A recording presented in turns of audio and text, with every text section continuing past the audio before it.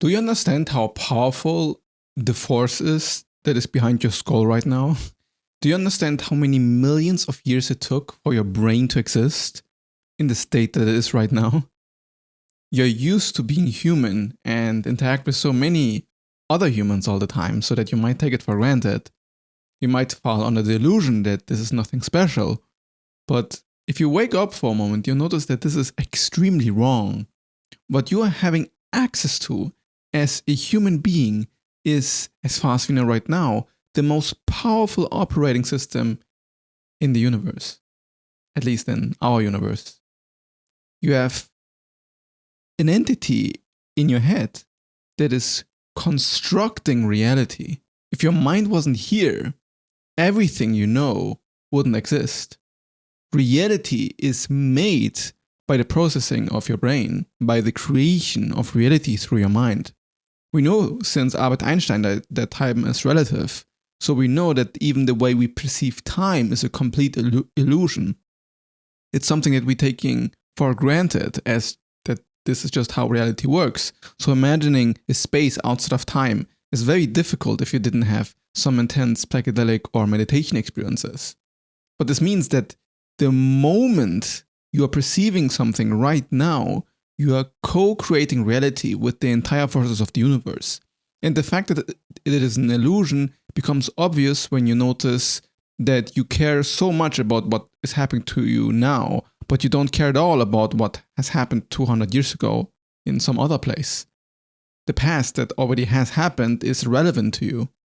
And you also don't care about all of the friends and families of other people, because it is not something that your mind has created an attachment towards. You are living in the year 2025. So what is real for you is what is happening in 2025. The issue that we're having right now is that we are all constructing our own reality bubbles through the internet and social media in a way that is also very much delusional. Yeah, the connections that you can form in life with your family and friends, or even through social media, are real and meaningful. But as long as you don't recognize that they are also a construct of your mind, you are getting stuck in an illusion. You start to believe that the things that you see on social media are more relevant than the things that are actually going on in your life, the things that you actually have control over. The fact that the moment you consume something, you think that it somehow matters, is in of itself an illusion. So you're basically giving the algorithm the power to tell you what to do with your mind and what realities to construct. Because there's so much happening right now, every moment of your life, in yet different levels or planes of existence, that if you don't take control over what you want to shape your reality towards, and you just let an algorithm control all of this for you, then of course you feel stuck and overwhelmed and stressed out, because you're not actually taking ownership of the power that you have in your head. By living in this day and age, you are basically letting yourself get sucked into the narratives of our time. So that when you are feeding your mind with random media, you are basically shaping your mind in random ways. It's just pushing the random button all of the time while you scroll shorts. It's not that there's no real value happening there, or that there isn't some other reality that is being shown to you through dumb YouTube short clips that isn't real. But the fact that you have no real access to it, like it's not something that is happening in your life, but your mind gets this little dopamine hit from seeing stuff that is pretty much irrelevant to you, paralyzes your own power.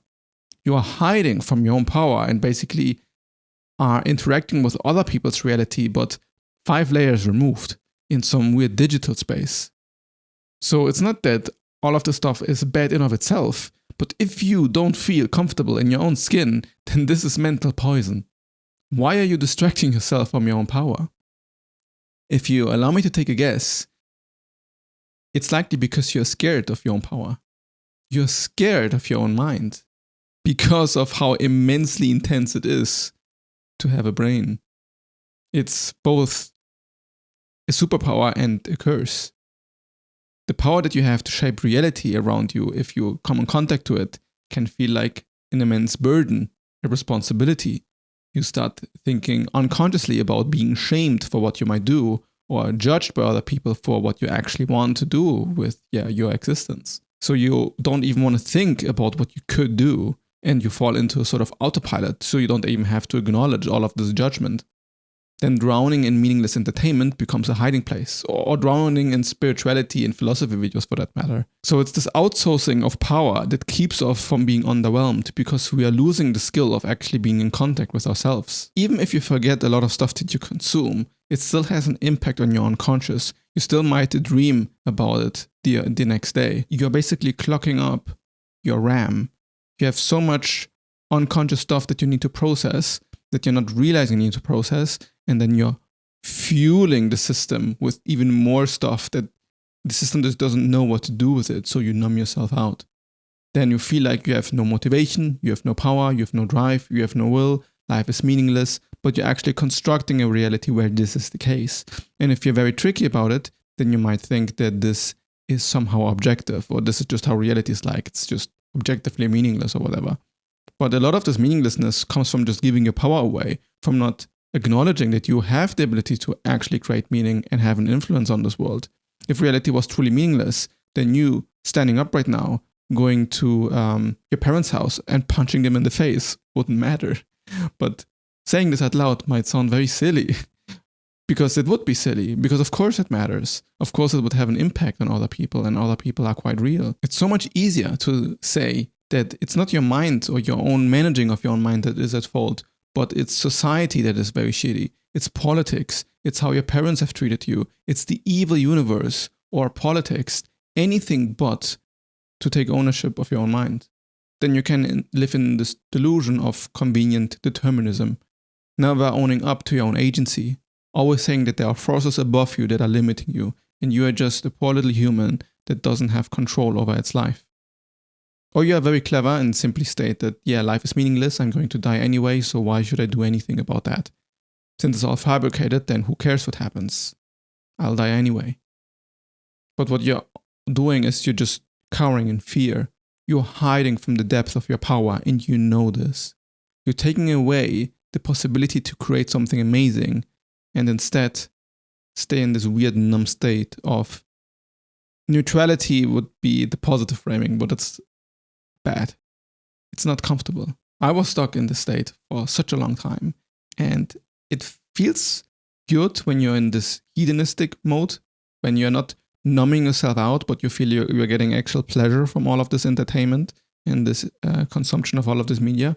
But the moment this gets into the I need to maintain my pleasure state mode, then it just quickly becomes miserable and unsustainable. Why is it so difficult to not simply drown in stimulation and entertainment? Why can't you be just simply in silence and be at peace?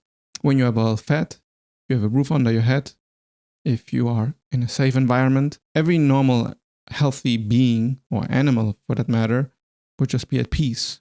But we humans have constructed a society where we're constantly inventing reasons why we shouldn't be at peace. The mind that runs the show is full of inner tensions and inner demons, and it wants to avoid this tension with stimulation so it doesn't need to focus on itself, but it's actually creating more tension in the process.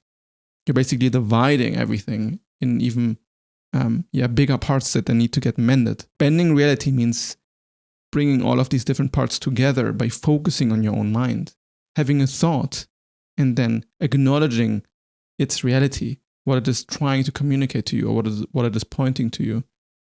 It's making it manifest into real life. You can think about power. Like if you think about an all-powerful God, the reason it is so powerful is because it could think a thought and then just make it happen. That's what would make it godlike. So for you to be more powerful would mean to have a thought and then have an immediate impact to that thought that actually changes your life. Power is quick impact.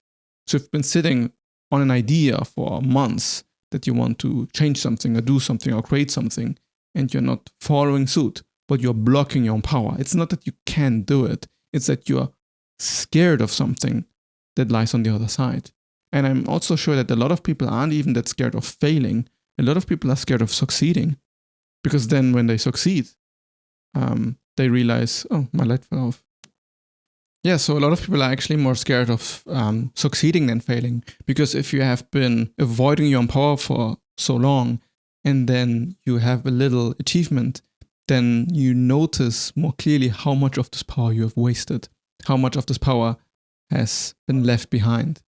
So a lot of the time, succeeding in something that you've set for yourself can even be scarier because it makes you responsible or acknowledge how much you could have done before, which of course isn't necessarily a good mind state to be in. You can take the same mindset, acknowledge it, and then flip it around and notice, oh, look how much power I hold to take it and move ahead. So what would it look like for you if instead of hiding from your mind, you would walk towards it, listen to what it is actually saying, even the negative aspects of it, the self-judgment, not believing whatever it is coming up with as just true, but listening to it honestly, not pushing these thoughts away or judging or hating yourself for them.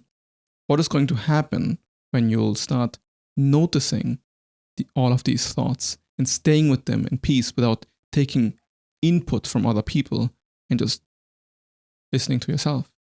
Well, what is going to happen is that you'll also start to notice the positive thoughts, the impulses towards joy that lurk underneath, the desire to create something and to change, the desire to remove yourself from all of the noise in this world, the realization that all of this noise is a fabrication and that the stuff that you see in social media is mostly not relevant to your own life.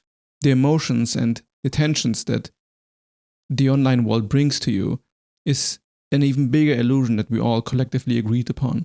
And if you're able to take a few steps back and find distance from it, you'll find way more joy and way more power in your own ability to create.